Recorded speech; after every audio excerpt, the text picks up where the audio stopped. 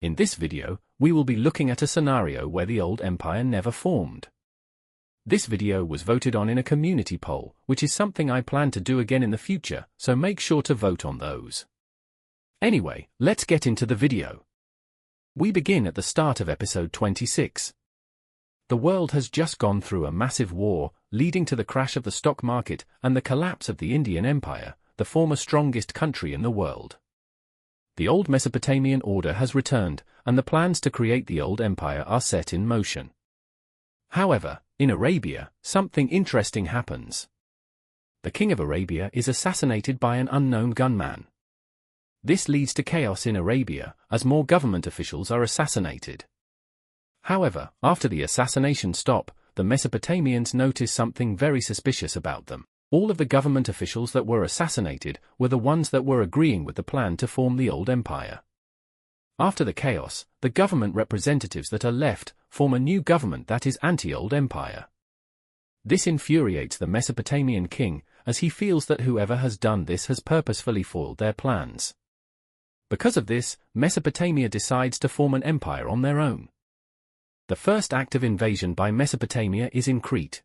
They are steamrolled by Mesopotamia. A landing is made on Crete, and the country surrenders. In the peace treaty, they are fully annexed.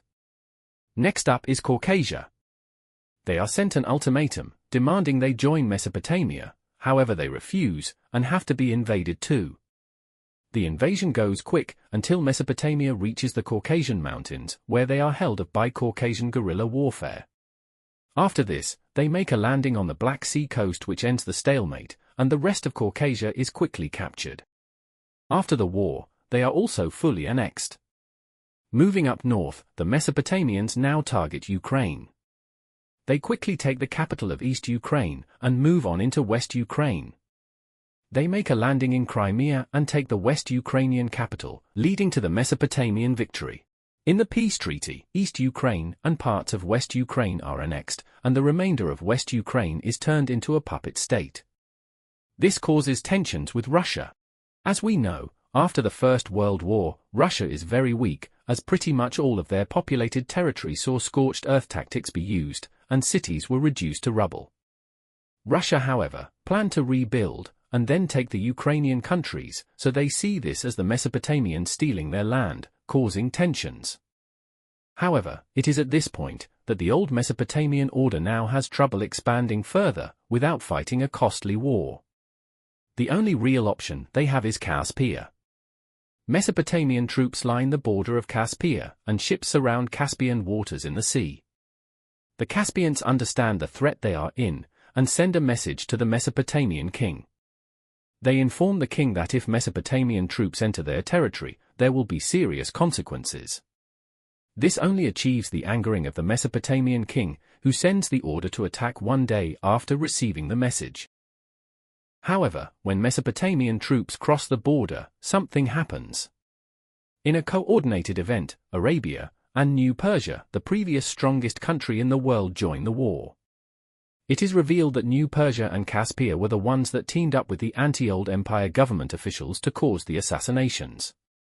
The Mesopotamians now have to fight a two-front war.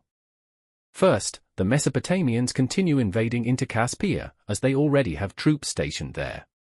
The forces also move into the north of New Persia, but they are invading into Mesopotamia in the south. To the west, Arabia is making major gains into the desert, as they have specialized soldiers to fight in such conditions.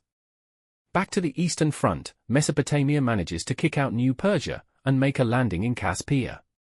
As we know, New Persia is still recovering from World War I, and we can see that here. In Caspia, the Mesopotamian forces are now forming a spearhead to the Caspian capital. They are stopped, however, because Arabia is now invading up the Euphrates River, causing threat to the capital. However, this is stopped when the troops arrive. After this, Arabia decides to make a new offensive to further distract Mesopotamia. They invade around the Red Sea coast, threatening the Jordanese area. This plan succeeds, and Mesopotamia sends troops to counter this. However, in New Persia, Mesopotamia is still seeing victories. They invade around the Persian Gulf, also taking the Arabian land. Back to Caspia, they are seeing a resurgence in the front lines. Caspian troops push Mesopotamian forces far back, and now even New Persia is pushing back. At this point Mesopotamia seems to be losing, but they have a trick up their sleeve. The tank, also known as the Andalusian moving superfortress. The Mesopotamians had recreated the vehicle from stealing Andalusian plans, and were now at a time where they needed to use it. This immediately creates an effect. The Arabians are pushed out of Jordanese land, and Caspia and New Persia are once again being pushed back, and the capital of Caspia is in danger. In Arabia, the Persian Gulf coast is rapidly invaded by desert-based Mesopotamian tanks, and now it seems that the Mesopotamians are going to win the war, especially after capturing the Caspian capital. However, something just happened that will cause a massive issue to Mesopotamia. The Russians enter the war. The Mesopotamians realize the severity of the situation, but they actually anticipated this and were prepared. They planned to send tanks to hold off the Russian front line, continue winning in the south, and then bring all forces north to defeat Russia. But as Mesopotamian tanks reach the Russian border, they meet a tank army 10 times their size. That's right. The Russians have developed tanks too. The Russian tank army immediately smashes through the border defenses, quickly invading Ukrainian land. They encircle many of the tanks in Crimea, further weakening their defense. They end up being pushed back all the way to the Caucasian mountains. This forces them to completely reorganize the front lines in the south, needing troops and tanks to fight the Russians. This leads to, you guessed it, the Mesopotamians being pushed back. The most successful counter-offensive is seen by Caspian forces who manage to steal Mesopotamian ships in the Caspian Sea and land on the Mesopotamian coast. Down south, Arabia makes an extremely large push along with New Persia, leading to them reconnecting the front lines. Up north, the Russians send special forces to fight in the Caucasus Mountains. It is here where we see the Russian dominance in cold environments. They secure Caucasian land, and send tanks in through the coastal land, and any lower parts of the mountains. In Mesopotamia, we see Caspia meet up with the Russians, and New Persia and Arabia start a campaign to capture the Mesopotamian capital, which is a success. After this, Crete revolts, and the last Mesopotamian forces surrender. Now, let's take a look at a peace treaty. In the peace treaty, we can see that the Arabians gain Jordanese land, as well as land in Mesopotamia. Both the Caspians and New Persians gain Mesopotamian land too. Crete and Caucasia return to their state before the war. In the north, Russia annexes the Mesopotamian Ukraine puppet as well as other Ukrainian land.